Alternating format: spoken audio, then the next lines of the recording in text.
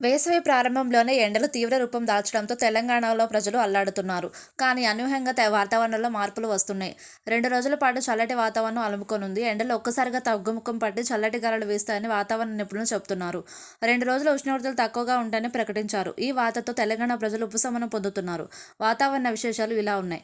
2 రోజులు చల్లటి గాలులు వీస్తాయని, తెలంగాణలో రాత్రిపూట ఉష్ణోగ్రతలు అనూహ్యంగా పడిపోతాయని వాతావరణ శాఖ తెలిపింది. ఉత్తర తెలంగాణలో ఆదిలాబాద్, ఆసిఫాబాద్, మంచిర్యాల, నిర్మల్, పెద్దపల్లి, నిజామాబాద్, జగిత్యాల, భూపాలపల్లి, కరీంనగర్ జిల్లాల్లో వాతావరణంలో మార్పులు వస్తాయని వివరించారు. రాత్రిపూట ఉష్ణోగ్రతలు భారీగా పడిపోనుండగా దాని ప్రభావం పగటిపూట కూడా ఉంటుందని పేర్కొన్నారు.